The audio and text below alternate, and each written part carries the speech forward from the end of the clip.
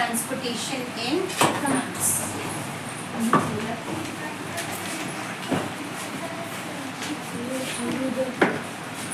हाँ जी, स्टार्ट करें। देखो, ट्रांसपोर्टेशन इन प्लांट्स में जो सबसे पहली चीज़, और इसको समझते जाना, if you want you can write the notes as I am telling you, ठीक है, बट देन समझते जाओ साथ के साथ। ट्रांसपोर्टेशन इन प्लांट्स में सबसे इम्पॉर्टेंट जो पार्ट है कि ट्रांसपोर्टेशन किस चीज़ की करनी है। तो तुम्हें पता है कि प्लांट्स को सबसे पहले जो है वो CO2 चाहिए। क्या चाहिए? CO2। और ये CO2 वो करता क्या है? फोटोसिंथेसिस में यूज़ करता है, यानी कि ये फोटोसिंथेसाइज करता है इसके थ्रू, एंड फोटोसिंथेसाइज होने के बाद इसी से वो क्या करता है? एनर्जी ड्रॉ करता है। क्या ड्रॉ करता है? एनर्जी ड्रॉ करता है। किस काम के लिए करता है? For various metabolic activities. अब ये मेटाबॉलिक एक्टिविटीज़ के लिए क्या, या एनर्जी के लिए या फोटोसिंथेसिस के लिए क्या सिर्फ कार्बन डाइऑक्साइड चाहिए? तो कार्बन डाइऑक्साइड के अलावा जो दूसरा रॉ मटेरियल है वो क्या है? वाटर। तो क्वेश्चन ये राइज होता है कि जब वाटर जो है वो ट्रांसपोर्ट करता है, वाटर लेकर आता है, तो वाटर अवेलेबल कहाँ पे है? तो जो ये वाला वाटर पार्ट है ये कहाँ पे अवेलेबल है? सॉइल। कहाँ पे अवेलेबल है? सॉइल। तो क्या सॉइल में अकेला water is going to solve the purpose? No, it's not only going to solve the purpose. तो वाटर के साथ जो इसको चीज़ चाहिए वो इसको क्या चाहिए? साथ में चाहिए मिनरल्स। क्या चाहिए? मिनरल्स। मिनरल्स जो है वो आयनिक फॉर्म में होते हैं। किस फॉर्म में होते हैं? आयनिक फॉर्म में। और कौन कौन से? तो जो मेन मिनरल है वो है NPK। मेजरली तुमने क्लास 9 में किया होगा ना, कौन सी? 2 टाइप की तुमने न्यूट्रिएंट्स किए थे, ठीक है। एक कौन सा किया था? जो बहुत ज़्यादा अमाउंट में चाहिए, और एक कम अमाउंट में चाहिए। तो जो ज़्यादा अमाउंट में चाहिए वो क्या हो गया? Macro molecule. वो क्या हो गया? Macro molecule. और जो कम अमाउंट में चाहिए उसको हम क्या कह देते हैं? Micro molecule. So aware about macro molecule and micro molecule, clear है यहाँ से? Macro as well as micro. तो जो ये NPK है बेटा, ये मैक्रो मॉलिक्यूल है। क्या है ये? Macronutrient. What is it? Macronutrient, जो प्लांट्स को बहुत ज़्यादा अमाउंट में ज़रूरत है। अब how many of you are aware about NPK? Nitrogen, phosphorus और potassium. K is meant for potassium. तो मेजरली ये वाला चाहिए। इसके अलावा आयरन, मॉलिब्डेनम, बहुत कुछ चाहिए, बट वो कम अमाउंट में चाहिए होता है। तो ये जो वाटर और मिनरल्स मूव करेगा ऊपर की तरफ, कहाँ से? अब कौन से है जो इसको अब्सॉर्ब करने का काम करेगा? सॉइल में से। तो सॉइल में से रूट हेयर इसको अब्सॉर्ब करता है। कौन अब्सॉर्ब करता है? Root hair. अब क्वेश्चन ये अराइज होता है कि रूट हेयर ने तो ठीक है अब्सॉर्ब कर लिया, किस प्रोसेस के थ्रू किया? तो हम कहते हैं रूट हेयर इसको ऑस्मोसिस के थ्रू करता है। किसके थ्रू करता है? ऑस्मोसिस। एंड फिर सेल टू सेल ये क्या करेगा? वहां से फर्दर मूव होता चला जाएगा। ठीक है जी, मूव करवा दिया हमने। बट क्या जो छोटे प्लांट्स हैं, ठीक है, उसमें तो ये जो है वो आगे लेकर चला जाएगा, क्योंकि बहुत ज़्यादा डिस्टेंस में लेकर जाना है। बट जो बड़े प्लांट्स हैं उसमें इतनी ऊपर ये कैसे जाएगा? जो ट्रीज हैं या श्रब्स हैं जिनकी हाइट 5 फुट या 7 फुट होती है, वहां तक ये कैसे लेकर जाएगा? तो that means they need a special क्या? Vascular system. कौन सा सिस्टम चाहिए इनको? Vascular system. And vascular system को ही हम ट्रांसपोर्टेशन सिस्टम कहते हैं। अब देखो, जो ये वेस्क्यूलर सिस्टम है इसके लिए क्या है? स्पेशलाइज्ड टिश्यू चाहिए। क्या चाहिए वेस्क्यूलर सिस्टम में? Specialised tissue to perform such function. अब वो कौन से टिश्यूज हैं जो इसको स्पेशलाइज्ड फंक्शन करेंगे? तो हम कह देते हैं कि these used to be vascular bundle. क्या होता है ये? वेस्क्यूलर बंडल के 2 मेन पार्ट्स हैं हमारे पास। One used to be xylem and the other used to be phloem। इनको ध्यान से समझना। Although you have already done in 9th standard, again कहते हैं साइंस जो है वो 9th to +2 इंटर कनेक्टेड होती है, उसके बाद भी होती है, बट हम +2 तक लेकर चलते हैं बिकॉज नीट तुम्हारा वहीं पे जो डेस्टिनेशन है वो वहाँ फाइनल हो जाता है। जाइलम जो है ये क्या है? टिश्यू है। अब ये टिश्यू किस चीज़ से बनेगा? डिफरेंट टाइप्स ऑफ सेल्स से मिलकर बनेगा। ठीक है, अब वो सेल्स कौन से हैं? तो ये जाइलम 4 टाइप्स ऑफ सेल्स से मिलकर बना है। तो कौन कौन सा सेल है? पहला आ गया ट्रिकीड्स, दूसरा हम लिखेंगे वेसल्स, तीसरा आ जाएगा जाइलम फाइबर एंड चौथा आ जाएगा जाइलम पैरेन्काइमा। ठीक है बेटा, अब देखो ये जो तीनों हैं वो क्या है?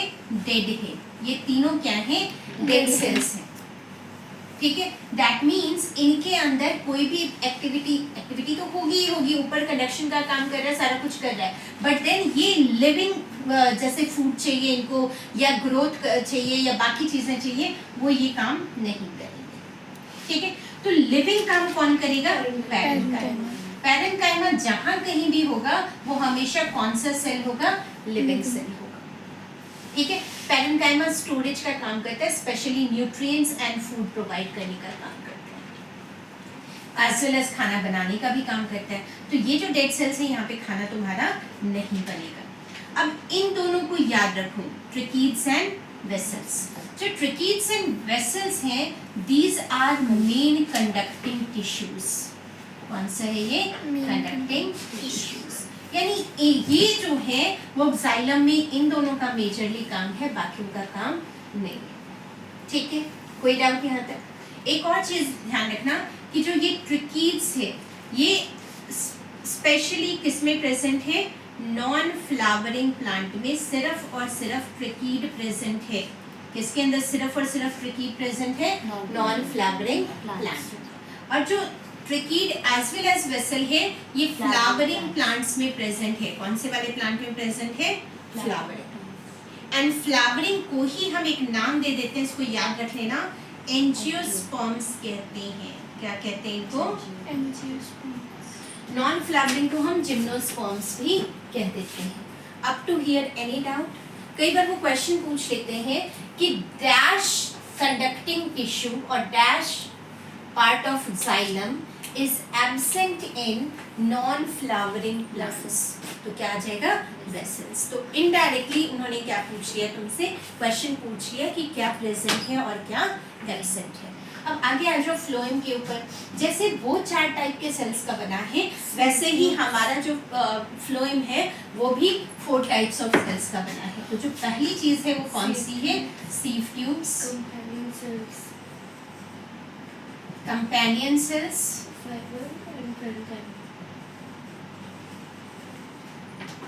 थर्ड आ गया हमारा phloem parenchyma, and the fourth one is phloem fibre. तुम कहोगे मैम फाइबर और पैरेन्काइमा ऊपर नीचे क्यों लिखा? जस्ट तुम्हारे लिए कि एक सिस्टमैटिकली ऑर्डर में तुम्हें याद रह जाएगा कि लिविंग कितने हैं एंड डेड कितने हैं। तो अब इसमें देखो ये तीनों जो है तुम्हारा, ये कौन सा है? लिविंग टिश्यूज है, लिविंग सेल्स है, और ये वाला हमारा क्या है? डेड। हमेशा याद रखना, जहां कहीं भी फाइबर आ गया ना, ये फाइबर हमेशा डेड होगा। इसका काम सिर्फ और सिर्फ क्या होगा? सपोर्ट करना। क्या प्रोवाइड करना? सपोर्ट प्रोवाइड करना। अब ये तीनों लिविंग है। अब एक तुम ये ना नाम देखो जरा, इसका जो सीव ट्यूब है इसमें मेन कंडक्टिंग टिश्यू जो है तुम्हारा, कौन सा? मेन कंडक्टिंग टिश्यू, वो कौन है? Sieve tube. ठीक है, this is the main conducting tissue. अब तुम कहोगे कि मैम इसका क्या मतलब? फिर ये भी तो अलग से है। पैरेन्काइमा और फाइबर तो पता है, पैरेन्काइमा क्या करेगा? खाना बनाने का काम करेगा, स्टोर करने का काम करेगा, है ना। फाइबर जो है वो सपोर्ट प्रोवाइड कर रहा है। तो सीव ट्यूब तो आपने कहा मेन का है, तो कंपेनियन का क्या काम है? कंपेनियन वैसे लिटरल मीनिंग देखी तो कंपेनियन कौन होता है? साथी, दोस्त, जो तुम्हें साथ दे।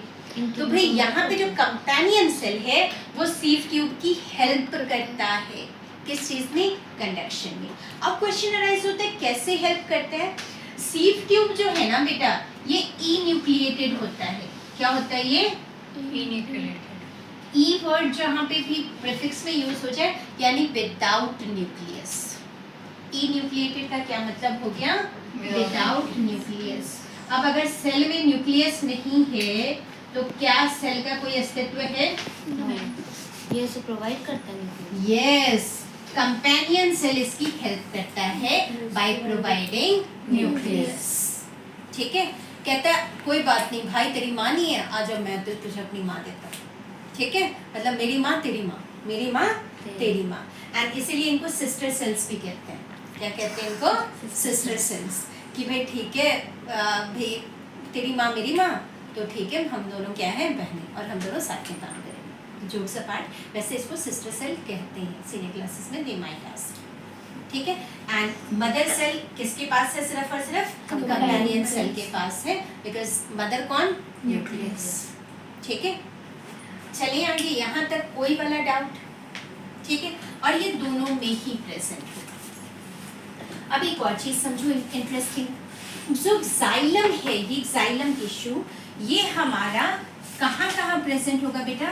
रूट के अंदर प्रेजेंट होगा, क्योंकि रूट हेयर में जो काम कर रहा है वो कौन कर रहा है? रूट। ये स्टेम के अंदर प्रेजेंट होगा, एंड देन लीव्स के अंदर प्रेजेंट होगा। एंड ये सिर्फ जाइलम टिश्यू नहीं, फ्लोएम भी इन तीनों में प्रेजेंट होगा, ठीक है। यानी कि इन तीनों के अंदर जो हमारी कंडक्टिंग टिश्यू है वो इन तीनों के अंदर ही प्रेजेंट होगी, ठीक है। अब जो जाइलम है इसका मेन फंक्शन क्या है बेटा? ये वाटर प्लस मिनरल्स को ट्रांसपोर्ट करता है। क्या काम करता है ये? वाटर और मिनरल्स को ट्रांसपोर्ट करता है। अब हमने क्या किया? वाटर और मिनरल को अब्सॉर्ब कौन कर रहा है? Root hair. Root hair. कौन अब्सॉर्ब कर रहा है? Root hair. रूट हेयर कहाँ है? सॉइल के नीचे, है ना। अब बताओ, सॉइल के नीचे से हमें पानी कहाँ तक पहुँचाना है? लीफ तक, ऊपर। तो यानी कि इसकी जो मूवमेंट होगी वो कौन सी होगी?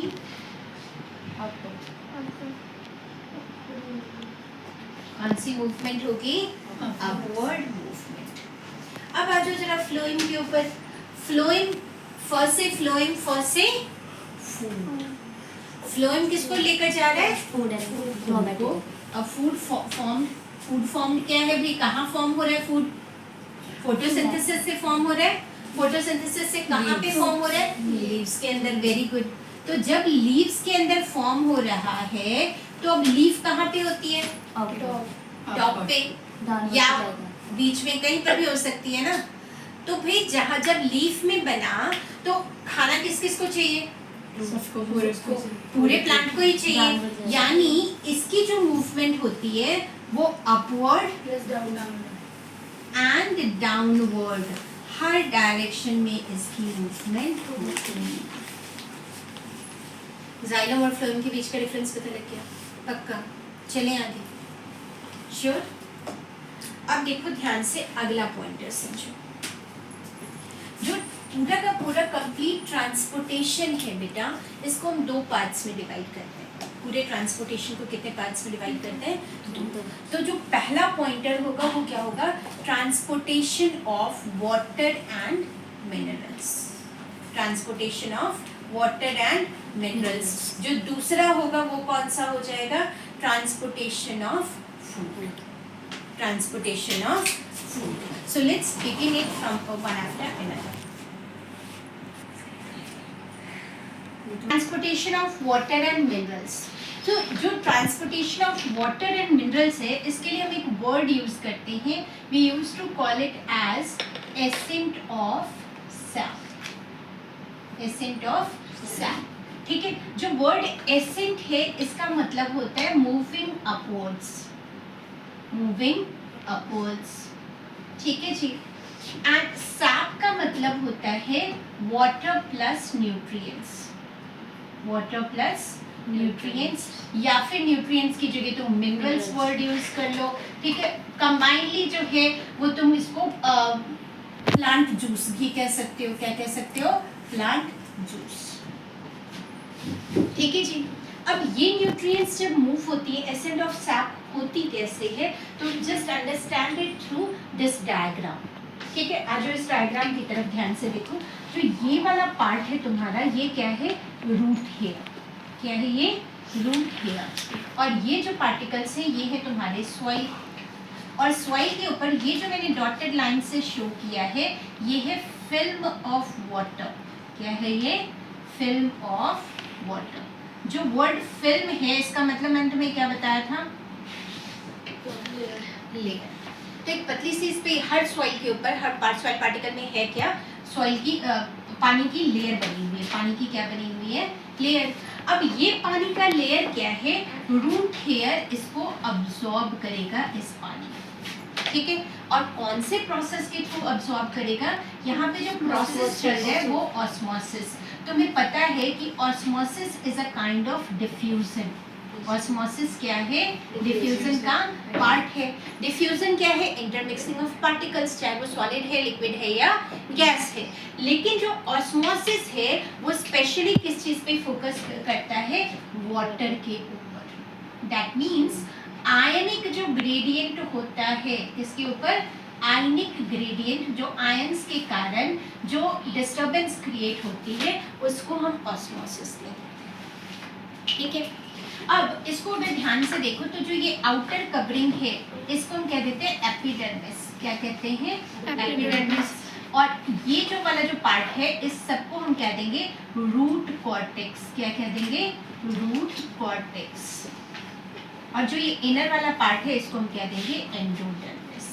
क्या कहेंगे, एंडोडर्मिस।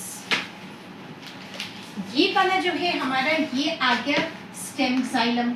ये कौन सा आ गया, स्टेम जाइलम।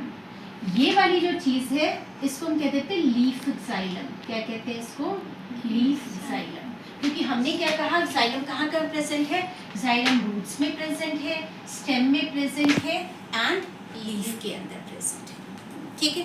अब देखो ध्यान से, यहाँ पे ऑस्मोसिस के कारण जो ये है हमारा रूट है, रूट पूरा का पूरा ये वाला पार्ट कौन सा आ गया हमारा, रूट। ये रूट क्या कर रहा है, एक प्रेशर क्रिएट कर रहा है। क्या क्रिएट कर रहा है, प्रेशर। और इस प्रेशर के कारण जो पानी है वो धीरे धीरे इसमें मूव होता है, ठीक है।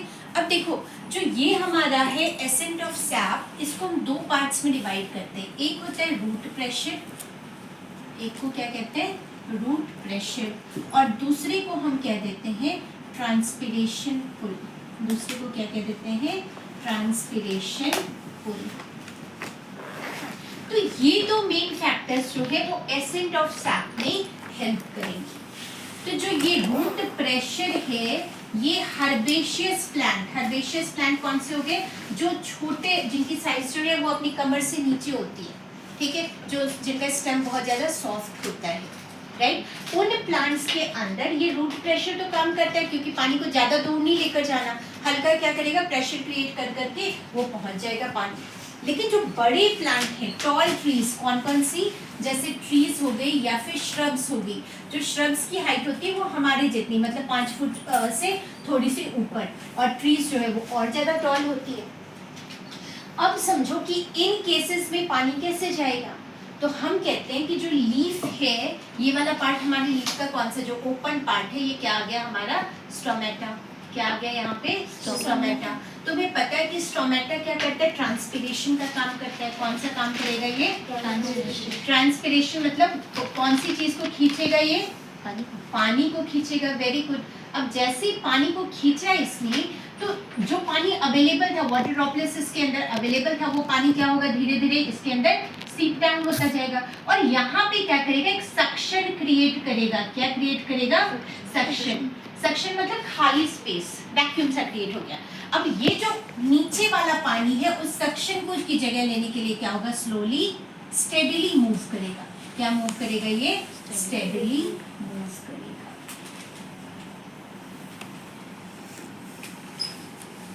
समझ में आ गया, पक्का। जैसे मैंने तुम्हें स्ट्रॉ वाला एग्जांपल दिया था कि अगर हम ग्लास में जूस है और स्ट्रॉ से हम पी रहे हैं तो हमें खींचना पड़ता है उसको, है ना, और फिर जाकर वो जूस जो है वो हमारे मुंह के अंदर जाता है, राइट। सेम अगर जूस कम रह जाता है तो हम क्या करते हैं, और ज़्यादा उसको जोर से खींचते हैं। तो जो खींचना वाली चीज़ है उसको हम क्या कह देते हैं, पुल। खींचने को क्या कह देते हैं, पुल। और ये पुल कौन क्रिएट कर रहा है, ट्रांसपिरेशन।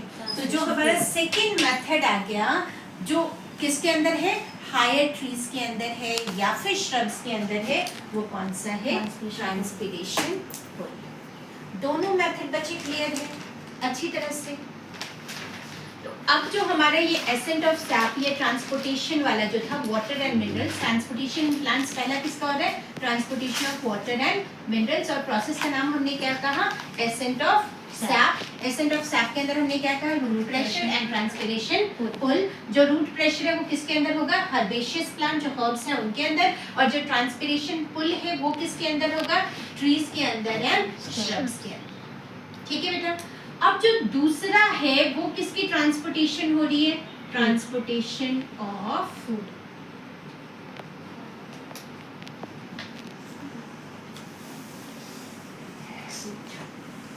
और जो ट्रांसपोर्टेशन ऑफ फूड है इसके लिए हम स्पेशल वर्ड यूज करते हैं, and they ask you for 1 marks कि डिफाइन ट्रांसलोकेशन। Define translocation. अब वर्ड को समझो, ट्रांसलोकेशन। ट्रांस मतलब चेंज किया, क्या चेंज किया हमने, लोकेशन को चेंज किया। अब क्वेश्चन अराइज होता है कि यहाँ पे ट्रांसलोकेशन क्यों हो रही है, कौन सा लोकेशन हमने चेंज किया। तो देखो लोकेशन कौन सी चेंज हो रही है, जहां पे फूड सिंथेसाइज हुआ, जहां पे क्या सिंथेसाइज हुआ, फूड सिंथेसाइज हुआ, वो कौन सा पार्ट था हमारा, लीफ। ठीक है। अब लीफ से होता हुआ जो फूड है वो ट्रांसलोकेट कहाँ पे हो रहा है, where the food will be stored. अब स्टोरेज कहाँ हो सकती है, रूट के फॉर्म में हो सकती है, स्टेम के फॉर्म में हो सकती है, लीफ में भी हो सकती है। तो ये सारी की सारी जगह पे ये मूव करेगा, जहाँ भी स्टोरेज होंगे, जहाँ जहाँ इनकी जरूरत है उन सभी पार्ट्स में जो हमारा स्टोरेज है वो पहुँचेगा। ठीक है जी। फ्रूट्स में होगी, उसके अलावा फ्लावर में हो सकता है ना, देन लीव्स में भी हो सकता है, तो कुछ एक पार्ट लीव्स के अंदर ही होंगी, अपर से नीचे, नीचे से ऊपर, वो पूरा का पूरा मूव करती जाएगी। ठीक है जी। अब यहाँ पे जो मूव करवा रहा है वो कौन करवा रहा है, फ्लोएम। कौन मूव करवा रहा है, फ्लोएम। ठीक है। अब फ्लोएम जो है वो कैसे मूव करेगा, फ्लोएम अकेला मूव नहीं करता। हमने क्या कहा, उसमें 3 डेड थे, फ्लोएम के अंदर लिविंग कितने हैं, 3। तो लिविंग को क्या चाहिए, ज्यादा एनर्जी चाहिए, तो एनर्जी वो किस फॉर्म में लेता है, एटीपी। वहाँ आयनिक ग्रेडियंट काम कर रहा था कि पैसिवली मूव कर रहा है, ये वाली चीज कैसे मूव कर रही थी, पैसिवली। ठीक है जी। लेटरल इसके अंदर मूवमेंट हो रही थी, मूवमेंट कैसी हो रही थी इसके अंदर, लेटरल। बट आज इसको एनर्जी चाहिए, क्या चाहिए, फ्लोएम को मूव करने के लिए एनर्जी चाहिए, और ज्यादा एनर्जी चाहिए, तो ये किस फॉर्म में एनर्जी लेगा, एटीपी के फॉर्म में, और एटीपी उसकी हेल्प करेगा आगे मूव करने के। समझ गए। तो जो एटीपी की प्रेजेंस में हो रहा है उस टाइप की मूवमेंट को हम कहेंगे एक्टिव मूवमेंट। कौन सी मूवमेंट कहेंगे, active movement. Any doubt up to here, पक्का, श्योर। तो यही तुम्हारा मेन है, वो पूछ लेते हैं कि एटीपी इसको जो है एक्टिव मूवमेंट क्यों कहते हैं, दोनों में डिफरेंस क्या है, ट्रांसलोकेशन जो है उसमें क्यों एटीपी की जरूरत पड़ती है। तो क्या कहोगे, 3 पार्ट्स इसके लिविंग है, लिविंग के लिए हमें ज़्यादा एनर्जी चाहिए होता है। सेकेंडली क्या है, वाटर की सपोर्ट नहीं है, वहाँ पे ऑस्मोसिस हो रहा है, यहाँ पे क्या हो रहा है, ऑस्मोसिस हो रहा है, यानी आयनिक ग्रेडियंट है, आयनिक चीज़ें हैं कि आयंस की डिफरेंस के कारण क्या है कि कहीं पे पानी ज़्यादा होगा, कहीं पे आयंस ज़्यादा होगा, they will start moving from one cell to another. But यहाँ पे ऐसा कुछ नहीं है, यहाँ पे कोई और सपोर्ट करने के लिए नहीं आ रहा। तो जब कोई और सपोर्ट करने के लिए नहीं आ रहा तो क्या होगा, एनर्जी हमें ज़्यादा चाहिए होगी, पानी कहीं और से बुलाना पड़ेगा, वो उसको साथ में लेकर जाएगा साथ को। तो ये सारी चीज़ें ये आ जाएगी एटीपी। एंड सेकेंडली क्या ध्यान रखोगे कि इसमें तो कोई यूनिडायरेक्शनल मूवमेंट हो रही है, यूनि मतलब सिंगल, और सिंगल डायरेक्शन कौन सा है, नीचे से ऊपर की तरफ मूव हो रहा है। लेकिन बेचारे फूड को, फ्लोएम को ऊपर भी लेकर जाना पड़ रहा है, नीचे भी लेकर जाना पड़ रहा है, इधर भी लेकर जाना पड़ रहा है, उधर भी लेकर जाना पड़ रहा है, पूरी जगह उसको क्या है, चारों उस साइड मूवमेंट करना पड़ रहा है, डाउनवर्ड एंड अपवर्ड। तो उसके लिए कई बार क्या है, अगेंस्ट भी, मतलब जो बाकी चीज़ें हैं उसके अगेंस्ट भी इसको मूव करना पड़ेगा। तो जब अगेंस्ट चलना पड़ता है तो हमें ज़्यादा एनर्जी चाहिए होती है ना। तो ज़्यादा एनर्जी कहाँ से आएगा, एटीपी के सपोर्ट से। तो जो वहां पे जैसे हमने आयनिक ग्रेडियंट लिखा था, यहाँ पे क्या लिख देंगे, एटीपी ग्रेडियंट। क्या लिखेंगे, ATP gradient. Translocation term clear है? Movement of food from the site of synthesis to the site of storage, to the site of storage is termed as translocation. It will be done by any doubt? Sure, fine, let's find. Okay, really sorry.